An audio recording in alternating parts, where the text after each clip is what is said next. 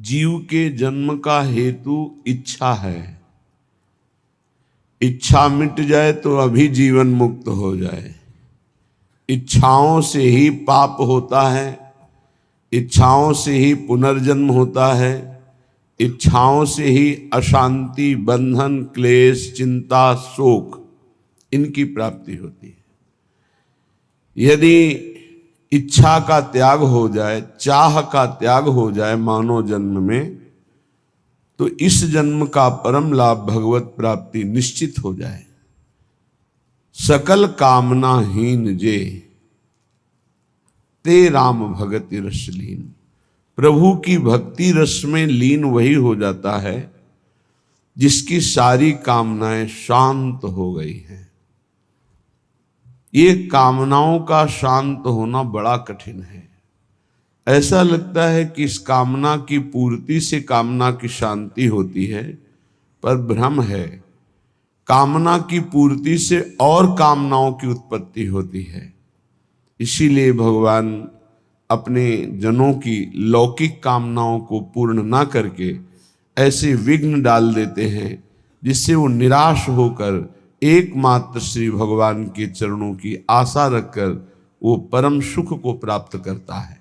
नहीं तो हमारी कामना, हमारी आशा, हमारी चाह जगत के भोगों को, जगत में जीने की। कल कई संतों से बैठ करके वार्ता हुई कि बताइए, मरने की बात सुनकर डर लगता है? बोले बहुत डर लगता है। क्यों क्यों डर लगता है? क्या अपने प्रभु के पास जाने में आपको भय लग रहा है? तो आप कहेंगे नहीं। तो इसका कारण संसार आपको बहुत प्रिय लग रहा है, शरीर बहुत प्रिय लग रहा है, भोग बहुत प्रिय लग रहे हैं, इसलिए शरीर छोड़ने की बात सोचने मात्र से भय लगता है। सोचो, बैठ के आधा मिनट सोचो कि अगर अभी मृत्यु आ जाए तो 30 सेकंड बाद मानो हम मर जाएंगे, कैसा लगेगा? अभी घबराहट पैदा हो जाएगी। यही मिटाना साधना है। मरने की तैयारी ना करने के कारण मृत्यु से भय लगता है। नहीं, मृत्यु श्री कृष्ण का आलिंगन है। भगवान कह रहे सब कुछ हरण करने वालों में मैं महान मृत्यु हूं। तो मेरे प्रभु ही तो मृत्यु रूप में आते हैं, फिर डरना क्या? डर इसलिए लग रहा है शरीर प्रिय है, भोग प्रिय है, संसार अच्छा लगता है। नाली का कीड़ा भी यहां बहुत अच्छे से जीना चाहता है, ऐसे उसको बहुत अच्छा लगता है, कभी प्रलय ना हो, कभी नाश ना हो, और ये मुझे नाली में रहने को मिले। शूकर अपनी इच्छा चाहता है।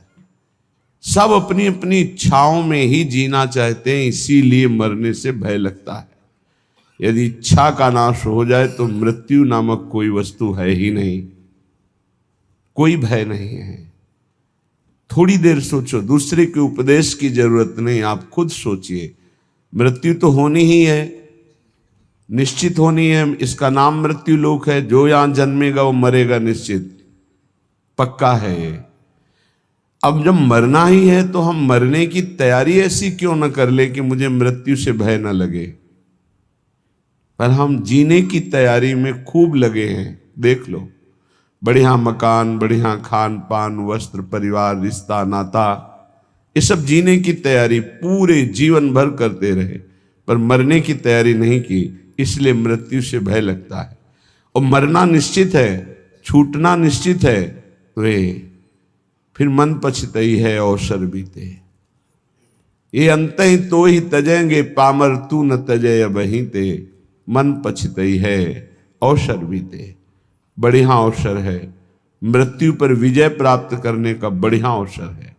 श्रीपाद प्रबोधानंद जी महाराज कह रहे हैं, शोढ्वापि दुःखानि सुदुस्सहानि त्यक्त्वाप्यहो जाति कुलादिकानि। भुक्त्वा स्वापकैरपि थुत्कृतानि वृंदाटवी वासमहं करिष्ये। शुद्ध्वापि, यदि मेरे शरीर में भयानक रोग रूपी दुख हो या बाहर विपत्ति रूपी दरिद्रता रूपी दुख हो, तो भी मैं अब अपने लक्ष्य से विचलित होने वाला नहीं। ये मृत्यु पर विजय प्राप्त होने की तैयारी है। शोढ्वापि दुखानि सुदुस्सहानि, जो सहा नहीं जा सकता ऐसा दुख। आप विचार करेंगे कि जो ऐसा दुख है उसमें भजन कैसे हो सकता है। गुरु कृपा से देखा है, जब ऐसा भयानक दुख होता है तो एक अंतर में कोई ऐसी जगह है जहां बिल्कुल दुख स्पर्श नहीं कर रहा होता, केवल दुख का वो दृष्टा होता है, केवल दुख को देख रहा होता है, दुख को भोग नहीं रहा होता। उस समय भी एक अद्भुत आनंद, जैसे हम सामने आग लगा हुआ देख रहे हैं दृश्य, पर हम आग से बहुत दूर हैं, ऐसा अनुभव होता है।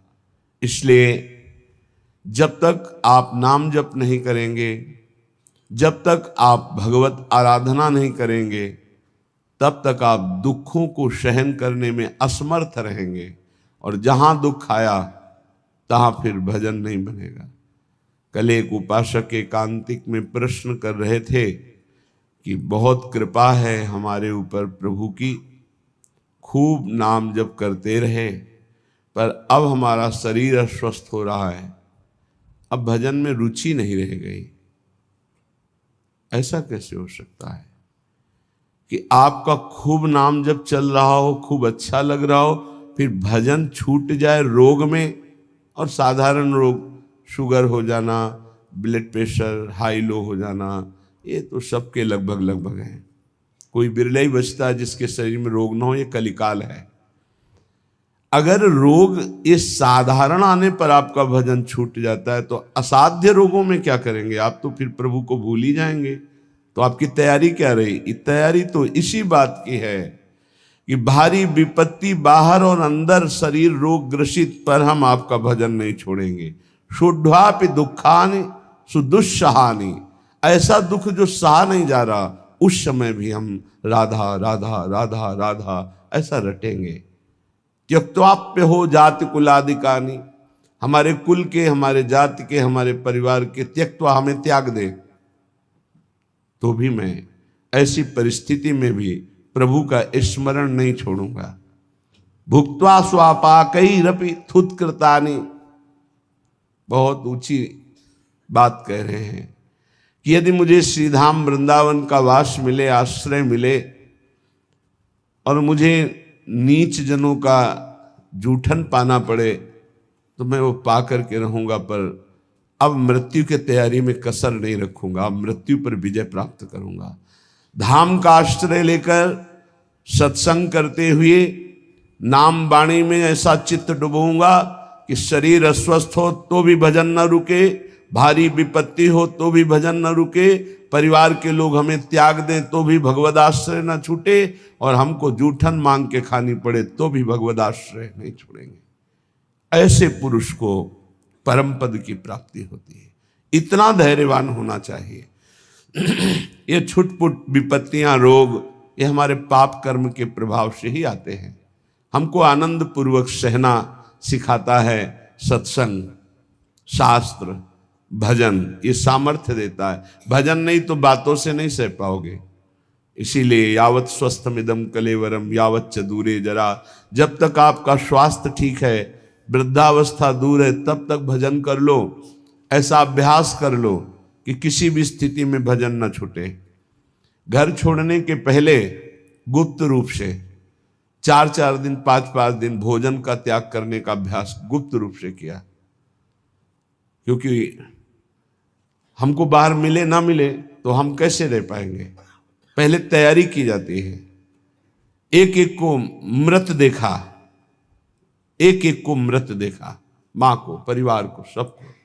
जब अंदर आ गया कि सब ये शरीर मृत हैं, और अंदर ही आ गया कि कई दिन भोजन न मिलने पर भी मैं भजन अपना नहीं छोड़ पाऊँ। नित्य निरंतर भजन करते हुए मैं बाहर परिवार से, भोजन से, सबसे विलग होकर के भी जी लूंगा, पहले अभ्यास किया, फिर निकल पड़े। जब निकल पड़े तो कदम पीछे नहीं, आगे। चाहे जितनी गाली, अपमान, दुख, सर्दी, गर्मी, बरसात, हर कष्ट सहते हुए पशुवत शरीर का व्यवहार, जैसे पशु ऐसे व्यवहार, जैसे पशु के न रजाई है न कंबल है, जो मिला सो खा लिया, जहां मिला वैसे पड़ा, ऐसे शरीर।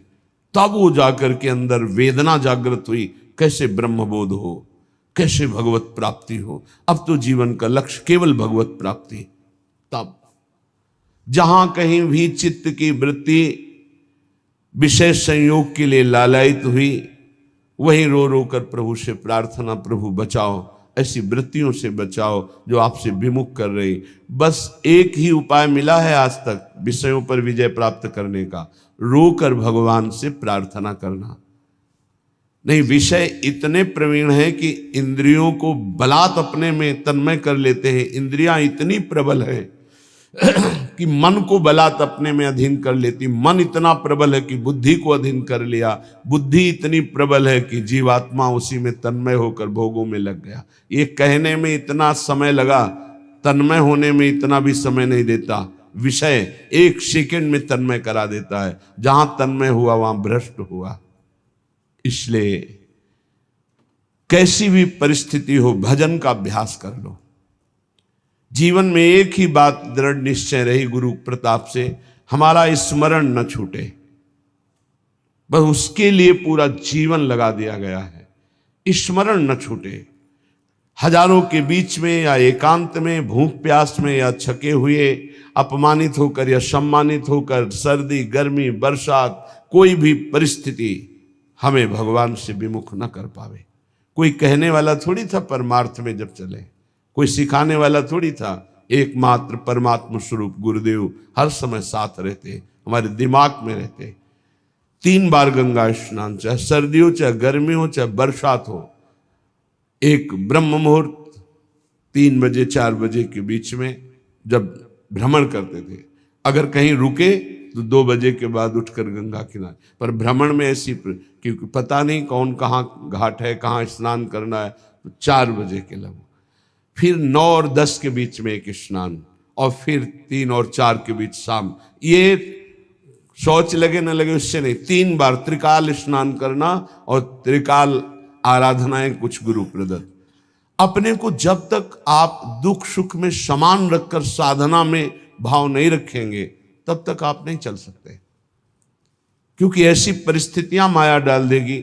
हमें बड़ा आश्चर्य लगता है, छोटे मोटे रोग, ब्लड प्रेशर लो हो गया या हाई हो गया या शुगर बढ़ गई, ये तो बहुत बड़ी बड़ी भयानक परिस्थितियों में महापुरुषों की दिनचर्या में कोई फर्क नहीं पड़ा।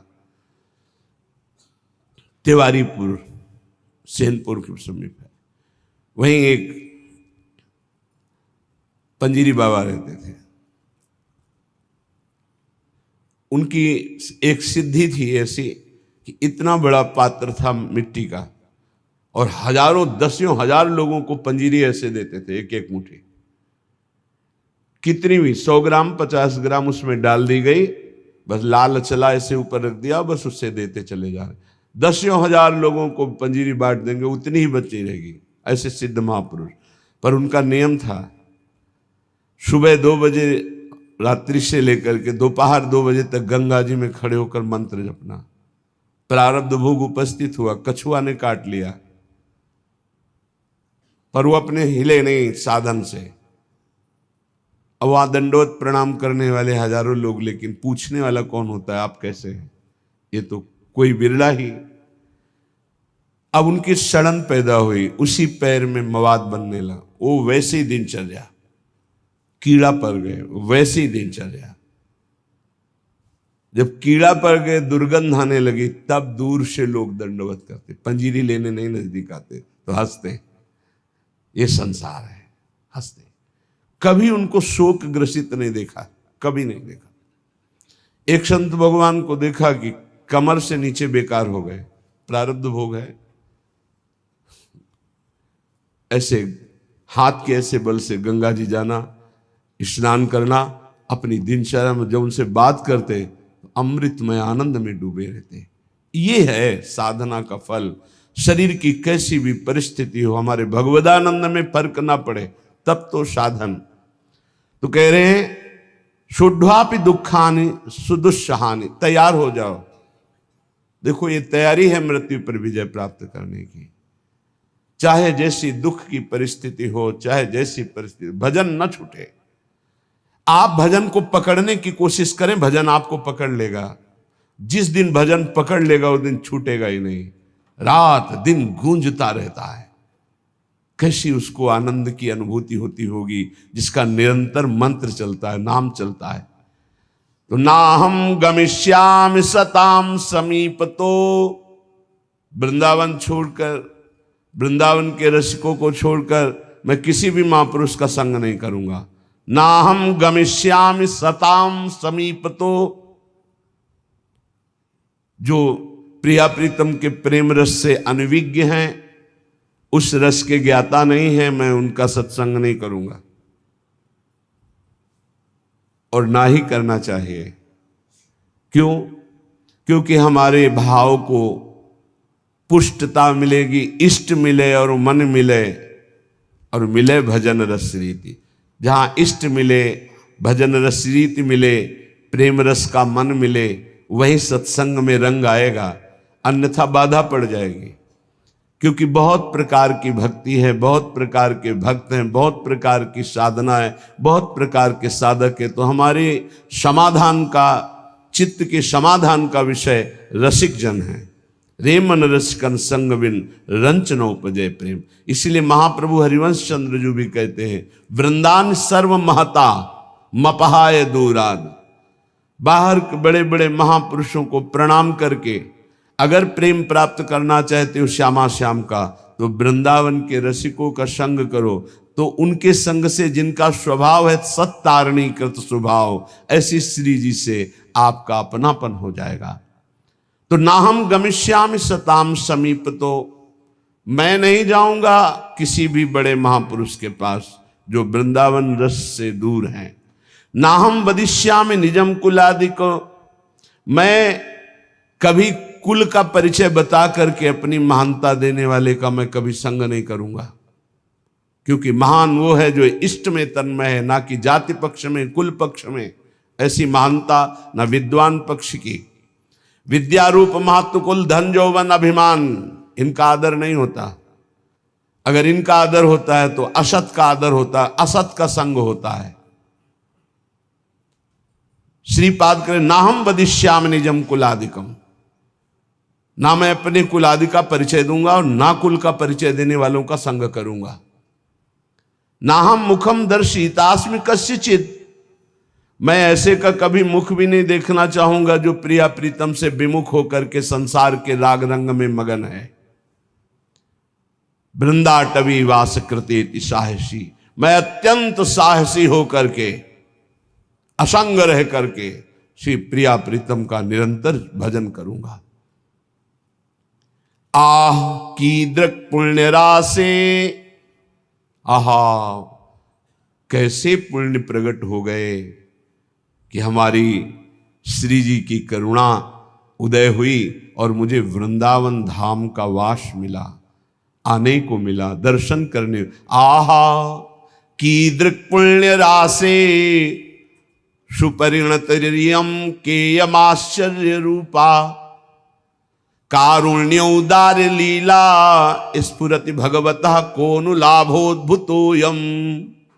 आहा मेरे सारे पुण्य फलीभूत हो गए, मुझे वृंदावन आने को मिला, वृंदावन में दर्शन मिले बिहारी जी के, राधा वल्लभ जी के, राधा रमण जी के, रसिकों का संग मिला, मेरे पुण्य फलीभूत हो गए। आहा आहा क्या आश्चर्य में करुणा उदारता प्रकट हुई कि मुझे परम रूप राशि श्री प्रियाजू के चरणों की शरणागति मिल गई, जो परम करुणा उदार का साक्षात वपु हैं।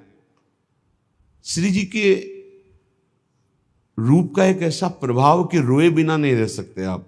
करुणा, दयालुता टपक रही है श्री जी के रूप से। वो मतलब सामर्थ्य के बाहर की बात है, कोई वर्णन कर सके। ऐसे नेत्र है, ऐसी करुणा है, ऐसा अपनापन है कि बस चिल्ला चिल्ला के रोने का मन होता है।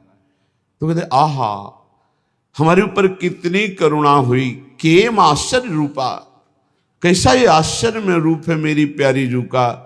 कारुण्य उदार लीला स्फुरति भगवतः कौन लाभोद्भुतोयम, जहां जिनकी करुणा उदारता का लाभ स्वयं भगवान ले रहे हैं, वो रूप हमारी स्वामिनी जू का। मैं उनका शरणागत हूं। यद्वा नाश्चर्य में तन निज सहज गुणम मोहित श्री विधिशा, मेरी स्वामिनी जू का ऐसा सौंदर्य है, ऐसा प्रेम है कि लक्ष्मी ब्रह्मा शिवादि देवगण भी मोहित हो रहे हैं। यद्वा नाश्चर्य में तन निज सहज गुणम मोहित श्री विधि ईशा, श्री लक्ष्मी जी, विधि ब्रह्मा जी, ईश भगवान महादेव, उच्चैर वस्तु, ऐसी दिव्य प्रेम वस्तु वृंदावन मिद मवन उयत स्वयं प्रादुरस्ते, मुझे वृंदावन की भूमि ने प्रदान किया। श्री स्वामिनी जू का रूप, स्वामिनी जू की शरणागति, स्वामिनी जू का राधा नाम, जिसे लक्ष्मी जी, ब्रह्मा जी, भगवान शिव आदि देवगण भी मोहित हो रहे हैं। ऐसा प्रेम, जिस उदारता का लाभ स्वयं भगवान श्री कृष्णचंद्र जी ले रहे हैं, ऐसी स्वामिनी मुझे मिली। ये सिर्फ वृंदावन भूमि की कृपा।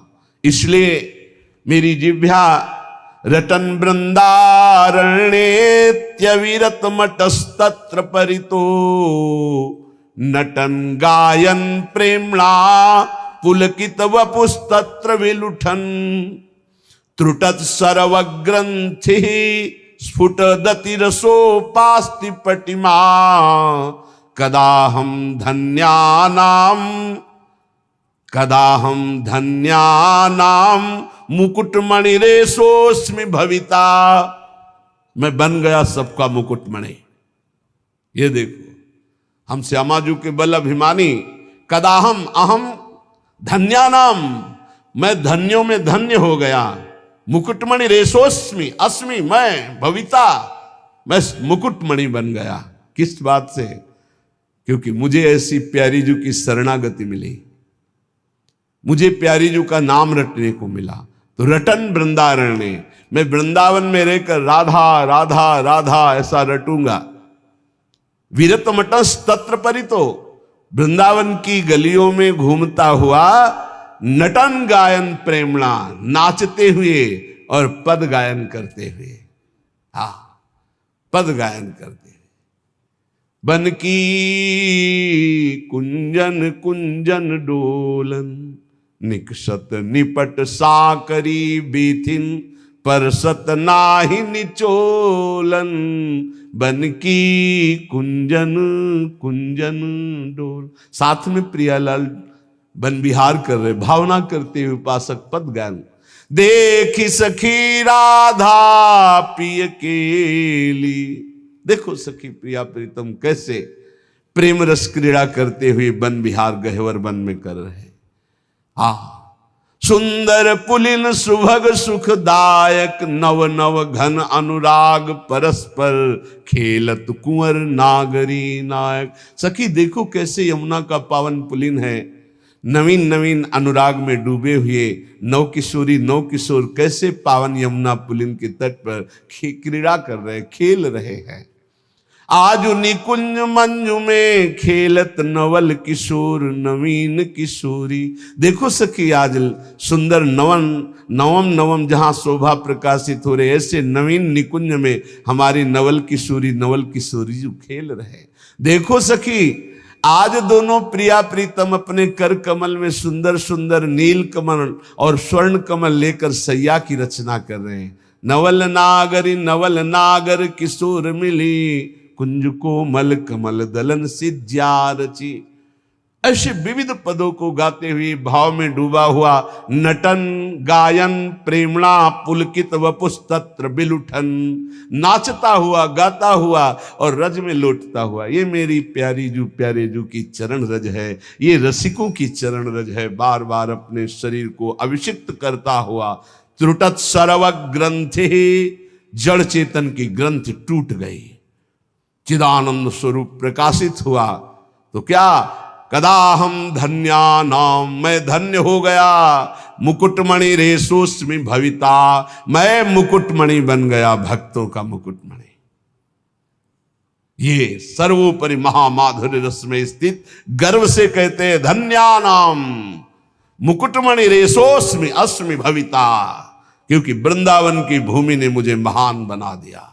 निरंतर राधा नाम गायन करते हुए, राधा यश गायन करते हुए, रज का सेवन करते हुए अपना जीवन वृंदावन को दे दिया। तो धन्यानाम, धन्य धन्य धन्य तेरी जी इनके उपासी है। ये परिचय संतों की, रसिकों की वाणी से प्राप्त होता है। धन्य है उनका जीवन जिनको संत समागम मिला। संत वचन के अनुशीलन से होती निर्मल मति है, श्री हरि के चरणों में जिससे बढ़ती अविचल रति है। रीझ उसी से भक्त जनों के बश होते बनवारी, दर्शन दे राधा प्यारी संहरते बाधा भारी। जब प्रेमी रसिकों के वचनों का श्रवण करने का सौभाग्य मिलता है तो प्रिया प्रीतम के मिलने की चाह प्रकट हो जाती है। ऐसे तो संत भगवान संपूर्ण देश में विराजमान हैं।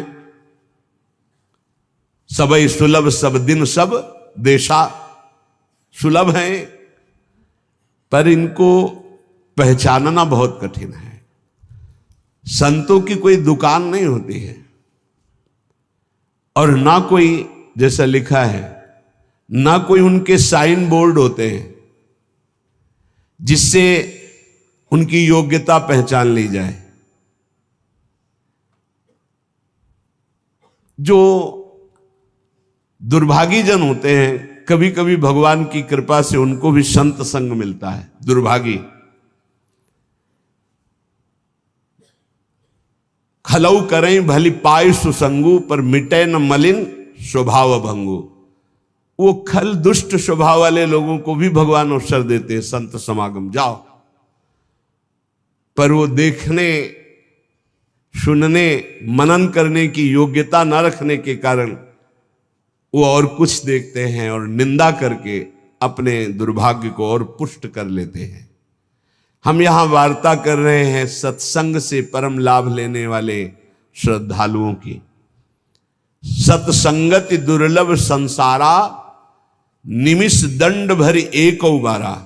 यदि एक बार भी संत का संग पलक झपकने भल के समय को मिल जाए तो जीवन का परिवर्तन निश्चित होगा। संत संग की पहचान जीवन का परिवर्तन हो जाना। पर प्रायः ऐसे संतों का संग प्रायः नहीं मिलता। बहुतायत होती है संत के भेष में वासनाओं की पूर्ति करने वाले असंतों की। लिखा हम बोल रहे हैं। कभी कभी तो ऐसा कि संत के भेष में घोर पाखंड पाया जाता है, जिससे बड़ा भ्रम, बड़ी वंचना सतमार्ग की हो जाती है। इतना संदेह पैदा हो जाता है कि सौभाग्यवशात यदि कहीं सच्चे संत मिल जाएं तो उन पर भी श्रद्धा नहीं हो पाती। ऐसा झकझोर दिया जाता है। जन्मार्जितानि पापानि नाशमायन्ति यस्य वै सत्संगतिर भवेत् तस्य नान्यथा घटते हिसा। बहुत जन्मों के जब सुकृत एकत्रित होते हैं, भगवान की कृपा करुणा बरसती है, तब संत संग का संयोग बनता है। हमारी श्रद्धा वहां समर्पित होती है। सत्संगो दुर्लभो अगम्यो अमोघस्य। अगर एक बार विशुद्ध संत मिल जाएं, पर मिलते भगवत कृपा से हैं, तो सच्ची कहते हैं उसका सारा काम बन जाएगा। सच्ची बात है, दोबारा फिर लिखा, सच्ची बात है। उस संत की प्राप्ति का मतलब है भगवत प्राप्ति। उस संत के संग का मतलब है भगवत साक्षात्कार। सच्चे संत का मतलब यह है कि तुम्हारा संसार का चक्र नष्ट हो जाएगा। निगमागम पुराण मत एहा, कहीं सिद्ध मुनि नहीं संदेहा। संत विशुद्ध मिलहि परि तेहि, चितवहि राम कृपा करि जेहि। निगम आगम पुराण समस्त शास्त्र सिद्ध मुनियों सबका एक मत है कि विशुद्ध संत उसे ही मिलते जिस पर भगवान की कृपा कोर हो गई है। यद्यपि सब पर भगवान की कृपा है, सब पर मोरी बराबर दया, पर जो माया के खिलौनों में मगन है उन्हें गोद में बैठाने के लिए भगवान विकल नहीं होते। पर जो उन खिलौनों से थोड़ा भी ऊब करके भगवान को पुकारा तो कृपा की वर्षा कर दी और महापुरुषों का संग दे दिया। यदि ऐसे संतों का संग मिल जाए तो उनकी वाणी, संतों का आशीर्वाद क्या होता है? उनकी वाणी, उनकी वाणी से तुम्हारे हृदय में संपूर्ण पापों का नाश करके संगम प्रकाशित हो जाएगा। कर्म योग, ज्ञान योग, भक्ति योग, इसका संगम प्रकाशित हो जाएगा।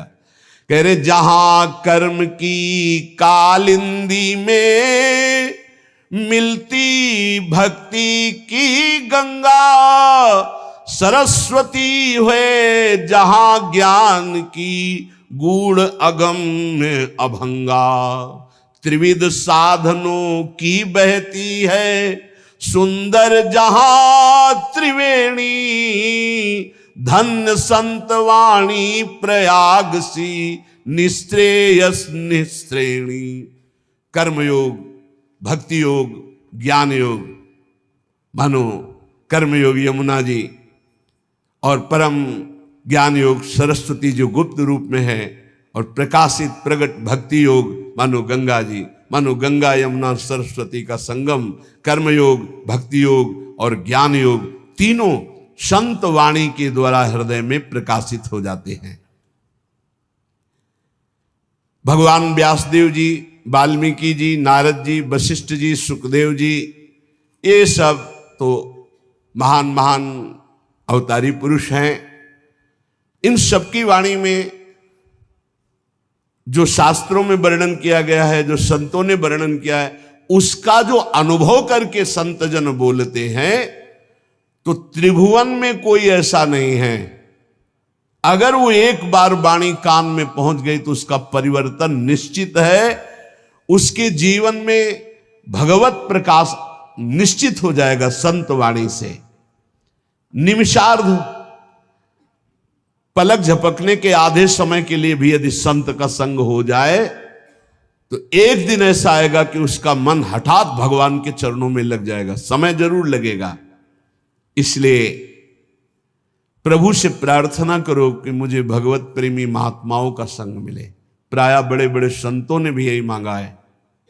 अविरल भगति बिरति सत्संगा चरण सरोरुहु प्रीति अभंगा। आपके चरणों में अविरल भक्ति हो, संसार से वैराग्य हो तो कैसे हो? बोले सत्संगा, साधु संग से ही ये प्राप्त हो सकता है।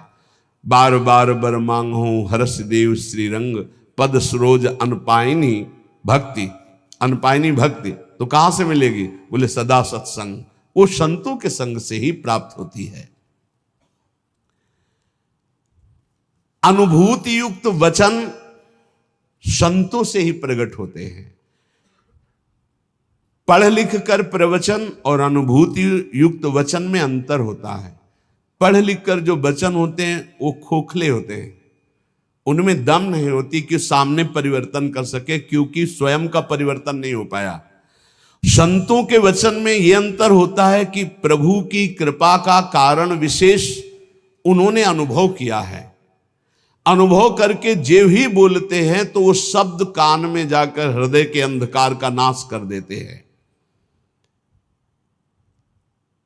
कोई ऐसी वस्तु नहीं जो संत कृपा से प्राप्त ना हो जाए, चाहे लौकिक हो चाहे पारलौकिक। या वै साधन संपत्ति पुरुषार्थ चतुष्टये ताम बिना सर्वमाप्नोति यदि नारायणाश्रय।